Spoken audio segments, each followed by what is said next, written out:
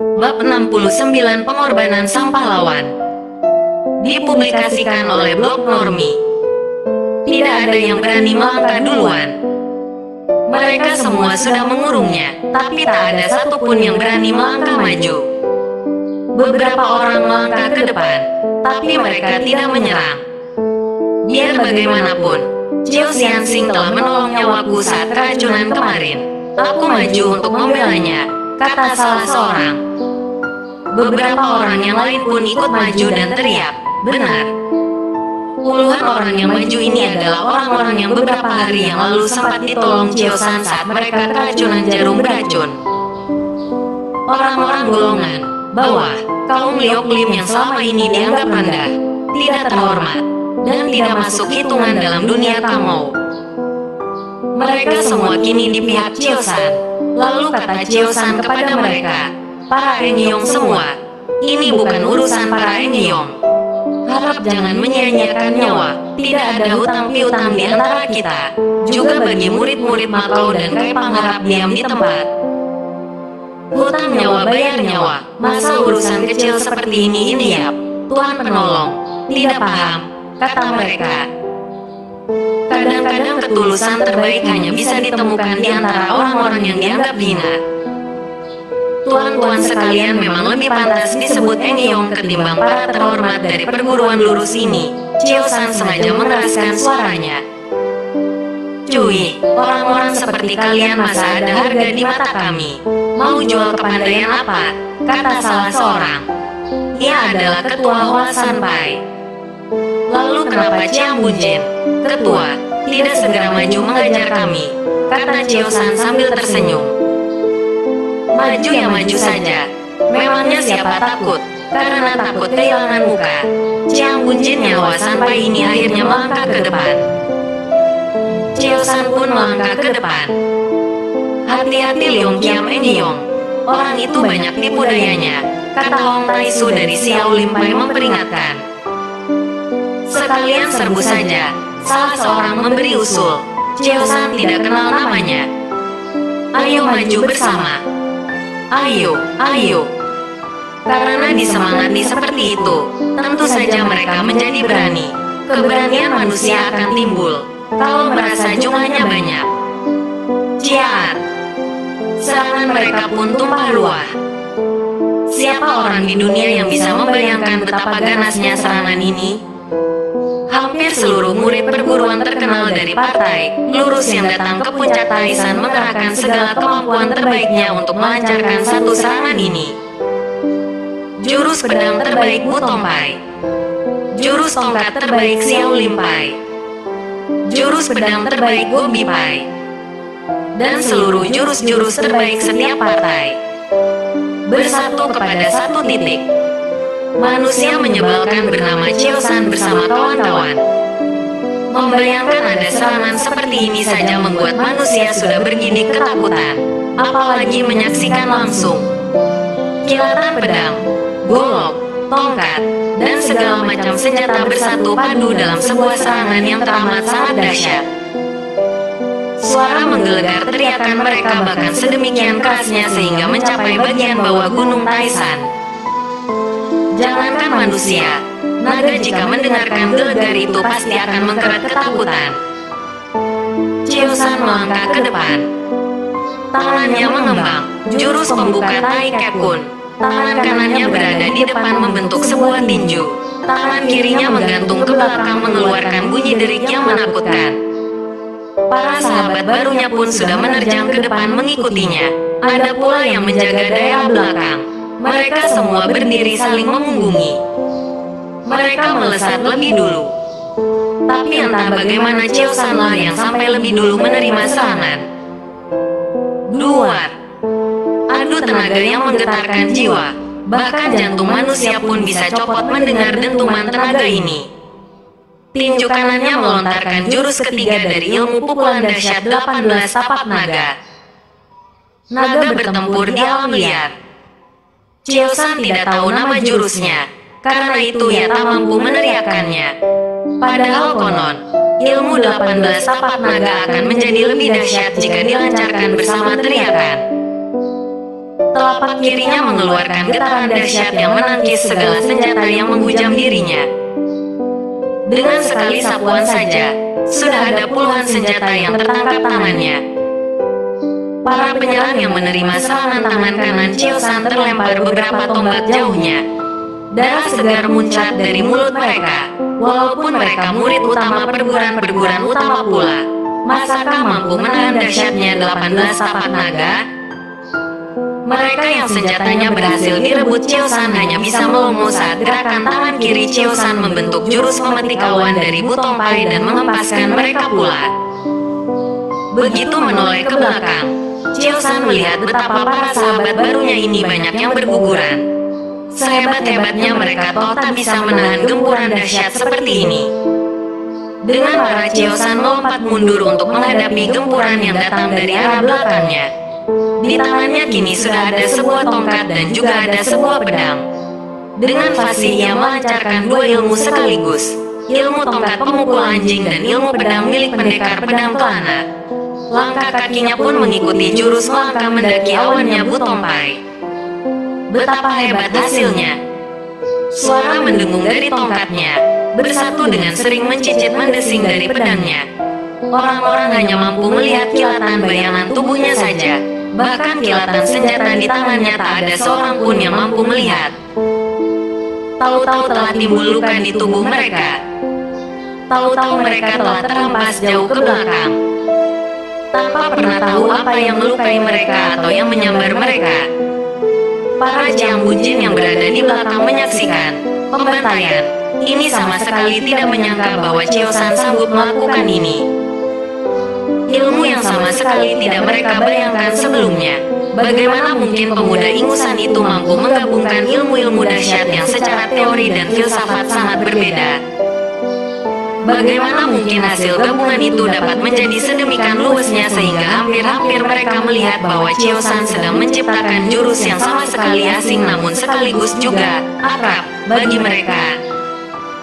Awalnya mereka mengira Chiosan akan mati dibantai ribuan orang murid-murid mereka. Tapi kini jelaslah di mata mereka Chiosanlah yang membantai murid-murid mereka. Sekali serang ia bisa mengalahkan, melumpuhkan, atau bahkan membunuh 10-20 orang. Tinggal menunggu waktu saja sampai ribuan orang ini berhasil ia lumpuhkan semuanya. Para Jiang Bunjin dan tetua perguruan ini heran. Mengapa tenaga pemuda ingusan ini seperti tidak ada habis-habisnya? Pendekar manapun jika mengeluarkan tenaga sebesar itu, dalam puluhan jurus saja akan kelelahan. Tapi Chiosan tidak. Tubuhnya bergerak cepat seperti kilat. Deru debu dan percikan darah membuat malam berubah menjadi semakin kelam. Teriakan orang yang terluka atau mati membuat jantung terasa dibetot keluar. Ratusan tubuh yang bergelimpangan membuat orang bisa memuntahkan habis makanan yang ada di perutnya. Bagaimana mungkin pemuda ingusan ini bisa melakukannya? Seumur hidup baru pertama kali ini mereka menyaksikan hal seperti ini. Bagaimana Chiosan melakukan hal menakjubkan seperti itu? Mengeluarkan tenaga sebesar itu tanpa kelelahan sama sekali. Para Jiang Bunjin dan tetua itu lupa atau mungkin tidak tahu bahwa Chiosan menguasai ilmu menghisap matahari. Ilmu milik Makau itu membuatnya mampu menghisap tenaga dalam orang lain. Hebatnya Chiosan adalah ia mampu menggabungkan ilmu itu dengan ilmu lainnya. Sehingga sambil melancarkan 18 tapak naga yang membutuhkan tenaga amat besar itu, ia sekaligus mampu juga melancarkan ilmu menghisap matahari. Sehingga orang yang diserangnya selain terhempas oleh tenaga Chiosan, tenaga depetik terbalik lem mereka pun terhisap pula. Itulah sebabnya kenapa mereka tidak bisa bangun lagi. Seluruh tenaga dalam mereka terhisap hanya dalam satu serangan. Dengan kemampuannya ini, Chiosan tak akan pernah kehabisan tenaga, karena setiap tenaga yang ia keluarkan selalu berhasil mendapatkan gantinya. Dengan ilmu tongkat pemukul anjing atau jurus pedang pendekar kelana pun, ia berhasil melakukan hal yang sama, menggabungkannya dengan ilmu menghisap matahari. Dapat dibayangkan betapa dahsyat tenaga yang mampu ia serap. Jika ia mengeluarkan 5 bagian tenaga, ia mendapat 10 bagian tenaga sebagai gantinya. Sehingga semakin bertempur, tenaganya bukan semakin habis malah semakin bertambah. Puluhan pedang menyambar kepalanya. Ia hindari hanya dengan sebuah gerakan ringan. Lalu dengan cepat ia menggerakkan pedangnya. Pedangnya ini menempel dengan amat dahsyat sehingga para penyerangnya ini merasa seakan-akan tangan mereka dilumuri oleh lemah lengket.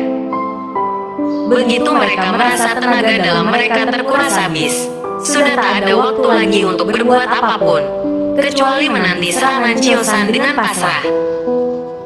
Begitu serangan itu datang, mereka terlontar dengan amat jauh, entah pingsan, entah mati.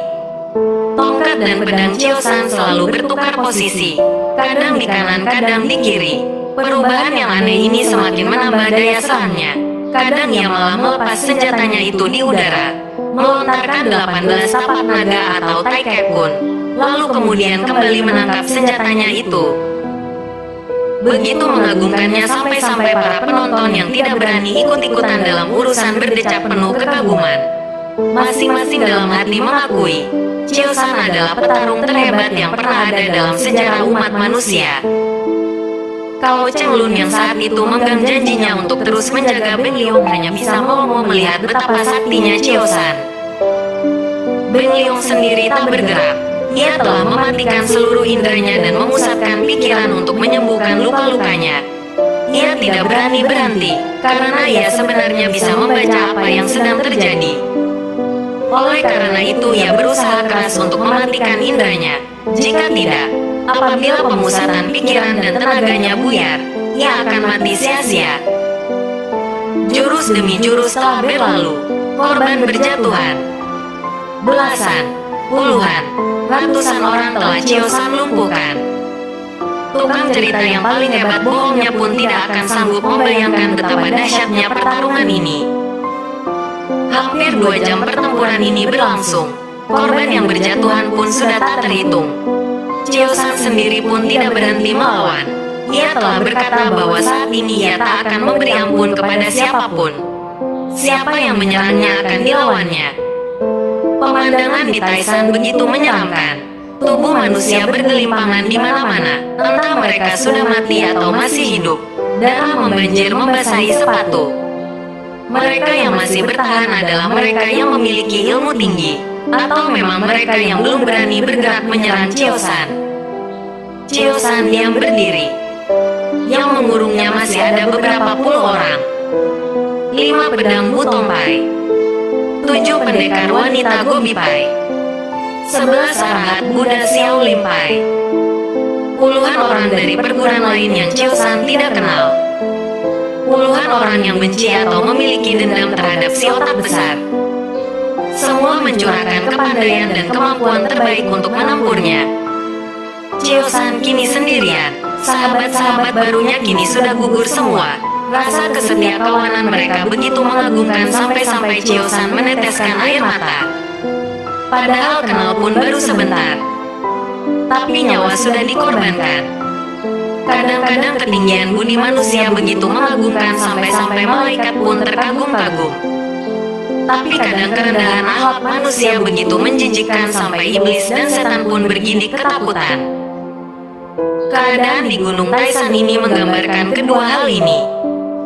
Chiosan tak tahu lagi ia berada di pemahaman yang mana, berada di jalur yang mana. Batas antara pendekar, pengecut, pembunuh, dan korban sudah menjadi sedemikian kabur baginya. Sekarang semua sunyi. Alangkah berbedanya keadaannya dengan beberapa saat yang lalu yang bergema dan menggetarkan jiwa. Tapi kesunyian seperti ini malah lebih menggetarkan jiwa lagi. Hawa kematian jauh lebih menakutkan saat dihadapi sendirian. Itulah mengapa manusia menjadi lebih berani saat jumlah mereka banyak, dan menjadi pengecut saat ia sendirian. Chiosan melangkah maju. Langkahnya perlahan dan hati-hati. Entah tubuh siapa yang ia injak, entah mayat siapa yang ia langkahi. Puluhan orang di hadapannya masih mengurungnya. Dari ribuan menjadi puluhan. Bisakah kau bayangkan pertempuran seperti apa yang baru saja terjadi? Ribuan orang yang menonton di pinggiran sudah sejak tadi meyakinkan diri mereka bahwa yang mereka lihat hanyalah khayalan belaka. Karena jika tidak, Selain terkencing-kencing ketakutan, tentu mereka pingsan karena terlalu takut. Mereka ini kebanyakan kaum pangau yang tidak terlalu tinggi ilmunya namun tertarik untuk melihat keramaian.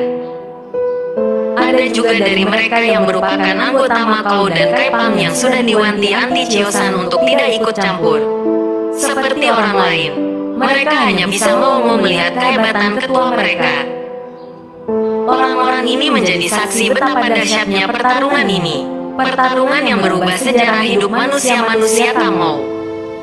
Pertarungan ini akan dikenang sepanjang sejarah sebagai pertarungan yang paling menakutkan, paling menyeramkan, namun juga paling mengagumkan dan paling tak terlupakan. Belum pernah ada pemuda sesakti ini dalam sejarah Kamou. Dan pemuda itu kini berjalan dengan perlahan menghampiri musuh-musuhnya. Tak ada seorang pun dari musuhnya yang berani menghadapinya. Kini mereka semua pun mundur teratur. Siapa yang tidak menyerangku, tak akan kuserang, kata Chiosan.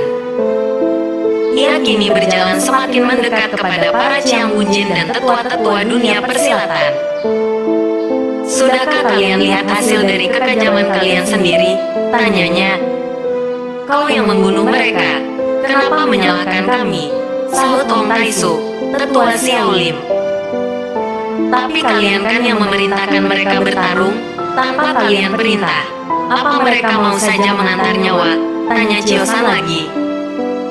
Memang, yang paling kejam dari sebuah perang bukanlah pertarungan, kematian, dan kehancuran. Yang paling kejam dari perang adalah manusia-manusia yang membiarkan perang itu terjadi. Tanpa kau membuat onar, masakah kami akan memerintahkan mereka untuk menghancurkanmu? Kali ini Lao Chiang Bunjin yang bicara. Mana bukti bahwa aku adalah pembuat onar? Pertarungan ini buktinya, di kolong langit ini. Mana ada orang punya ilmu sehebat engkau tanpa memiliki kitab sakti Tatmo Chousu, kata Bigoat Niko. Memangnya ilmu silat itu hanya bisa dipelajari dari kitab sialan itu, kata Chiosan memaki. Sudahlah, tidak perlu banyak omong. Kenapa bukan kalian saja yang maju? Apa kalian takut? Kata takut adalah kata yang sangat diharamkan di kalangan Gulim. Kau boleh menyebut seseorang bodoh, tolol, dungu, buruk rupa, atau pikun. Tapi kau tak boleh menyebutnya penakut. Siapa yang takut? Serentak para tetua itu bangkit dan menyerangnya. Ong Taisu dari Xiao Lim Pai dengan ilmu cakar macannya. Lao Chiang Bunjin dengan Tai Kek Kun tingkat tingginya. Bigoat Niko dengan ilmu naga menantang angkasa ciptaan leluhur Kui Siam, sang pendiri Gobi Pai. Ketua Sung Lao, Chiang Bunjin terbaru dari Kunlun Pai dengan pedangnya yang menggetarkan sukma. Ada beberapa orang lagi yang Chiosan tidak kenal namanya, namun ilmunya mengagumkan. Kini semua menyerangnya. Cakar Ong Taisu langsung mengincar jantungnya. Telapak Lao Chiang Bunjin mengincar perutnya. Jari sakti Bigoat Niko mengincar kedua matanya. Pedang Sung Lao mengincar lehernya, telapak, tinju, dan tendangan sakti mereka yang lain mengincar seluruh titik berbahaya di tubuhnya. Chiosan memutuskan untuk menyerang mereka yang tidak ternama lebih dulu. Mereka ini ilmunya lebih rendah, serangannya lebih lambat, dan tenaganya lebih kecil daripada para Chiang Bunjin dan tetua seperti Ong Taisu, Lua Chiang Bunjin, atau Bigat Niko. Gerakan Chiosan sungguh sukar diikuti dengan mata. Dalam sekelebatan, 5 orang yang diincarnya telah berhasil ia lumpuhkan. Ia menghisap tenaga mereka dengan ilmu menghisap matahari, lalu mengendalikan tenaga-tenaga itu dengan Tai Kek Kun. Kemudian menyalurkannya melalui 18 tapak naga. Bisa dibayangkan bagaimana pertempuran itu berlangsung. Pertama, Chiosan bergerak ke arah salah seorang penyerangnya. Dengan menggunakan Tai Kek Kun, serangan orang itu berhasil ia ubah arahnya. Si penyerang itu sendiri kaget ketika serangannya kini berubah arah menuju salah seorang kawannya. Kawannya begitu melihat serangan ini datang langsung serta-merta menerimanya dengan tangkisan. Salahnya, ia tidak tahu bahwa ilmu menghisap matahari Chiosan akan membuat tangannya lengket melekat dengan kuat ke tangan kawannya yang tadi menyerangnya. Begitu kedua orang ini lengket, Dengan mudah Chiosan mengendalikan mereka dengan menggunakan Taikep Kun. Sehingga kini kedua orang yang lengannya lengket itu seperti berubah menjadi tongkat raksasa.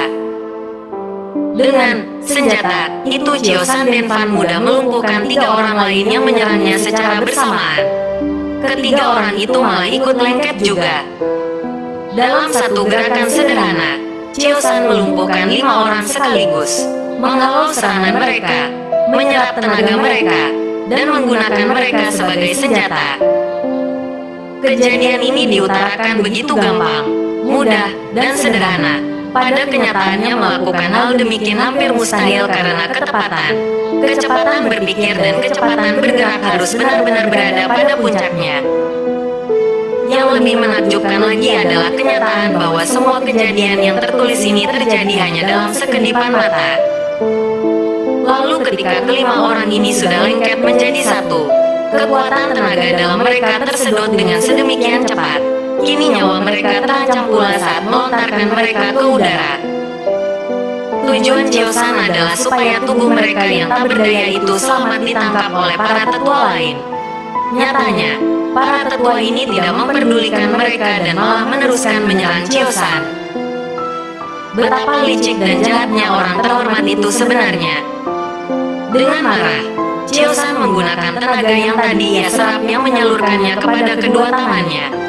18 tapak naga jurus pertama.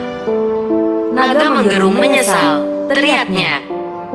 Cahaya putih yang keluar dari tangannya membentuk gelombang angin deras yang bergerak bagai liukan naga menghujam menghantam ketiga orang tetua perguruan utama itu. Tapi mereka bukan pendekar-pendekar keroco yang tadi dihajar Chiosan. Mereka adalah perguruan silat paling utama di Tionggoan, bahkan mungkin paling utama di dunia. Menerima serangan itu, mereka berkelit dengan mudah. Pengalaman, pemahaman, dan pengetahuan mereka tentang pertarungan jauh lebih matang daripada Chiosan. Sedahsyat apapun 18 tapak naga, jika mampu menghindarinya, tentu saja tak akan melukai. Dan itulah rahasia dalam menghadapi 18 tapak naga. Jangan dihadapi langsung dengan tenaga juga, tetapi harus dihindari lalu cari celah kosong untuk menyerang. Begitu 18 tapak naga dikeluarkan, ada celah sepersekian detik yang bisa dimanfaatkan. Karena orang yang mengeluarkan ilmu itu memerlukan tenaga dan kekuatan yang besar, sehingga untuk mengisi ulang tenaga itu diperlukan waktu sepersekian detik. Sepersekian detik adalah waktu yang sangat-sangat pendek, namun bagi ahli silat utama, waktu seperti ini sudah cukup. Serangan mereka masuk dengan telak. Tubuh Chiosan terjengkang ke belakang. Melihat serangan ini berhasil, dengan amat sangat cepat mereka sudah melakukan serangan berikutnya bahkan sebelum tubuh Chiosan menyentuh tanah. Serangan berikutnya berupa tendangan sakti yang amat sangat berbahaya. Ketiga tendangan itu menghantam pinggang, perut dan dada Chiosan. Chiosan saja yang sudah mampu bergerak secepat kilat, tidak mampu menangkis serangan itu. Bisa dibayangkan betapa cepat dan dahsyatnya serangan dari ketiga tetua ini. Sebelum menyentuh tanah, tubuh Chiosan sudah terampas lagi oleh serangan yang kedua ini. Ternyata ketiga tetua ini memang telah menciptakan jurus gabungan mahasakti yang begitu dahsyat. Sekali lagi mereka bergerak. Tubuh Chiosan kini telah melayang ke arah jurang. Serangan yang kedua itu saking mengerikannya sampai-sampai mengempaskan tubuhnya jauh ke arah jurang. Semua penonton yang menyaksikan peristiwa itu berteriak ngeri saat melihat tubuh Chiosan begitu dekat dengan jurang. Ia sudah tak berdaya karena tak ada satupun yang bisa dipijatnya untuk berpegangan. Dan serangan yang ketiga tiba. Dengan menggabungkan kekuatannya, ketiga orang ini melancarkan jurus tapak pamungkas yang sinarnya menyilaukan mata. Sinar ini jauh lebih menyilaukan daripada sinar yang dihasilkan oleh 18 tapak naga jurus pertama. Itu berarti gabungan tenaga dalam ketiga orang ini jauh lebih kuat daripada tenaga dalam Chiosan. Kecepatan ketiga orang ini di atas Chiosan, dan pengalaman ketiga orang ini di atas Chiosan. Pendekar muda itu dengan pasrah menerima jurus gabungan ketiga orang ini. Ia hanya bisa menerima serangan itu dengan dadanya, karena tangannya masih kalah cepat dengan gabungan kecepatan ketiga tetua tadi. Saat mereka bergerak sendiri-sendiri, kecepatan mereka memang kalah dengan Chiosan. Tapi saat mereka menggabungkan tenaga dan merapal jurus gabungan, maka Chiosan tak mampu berkutik. Dadanya menerima hujaman ketiga telapak itu. Krak! Terdengar bunyi tulang patah yang jauh lebih keras daripada suara pohon besar yang tumbang. Herannya, bukan Chiosan saja yang terhempas ke jurang, tapi ketiga penyerangnya pun ikut terhempas ke jurang juga bersamanya. Ketiga tetua ini sendiri tak percaya mereka ikut terhempas ke jurang. Semua penonton segera berlari ke bibir jurang untuk melihat apa yang terjadi. Keempat orang itu menghilang ke dalam kegelapan jurang. Jurang yang begitu dalam, gelap, dan seperti tak berujung. Teriakan, itu semakin lama semakin mengecil, lalu menghilang dan tak terdengar lagi.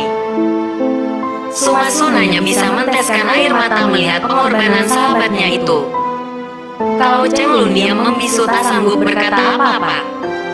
Para anggota Makau dan Kaipang menangis setenggukan. Semua pendekar yang tersisa dari pertarungan dahsyat malam ini tak pernah menyangka akhir dari kisah pertarungan ini. Perang memang tak menghasilkan apa-apa selain air mata.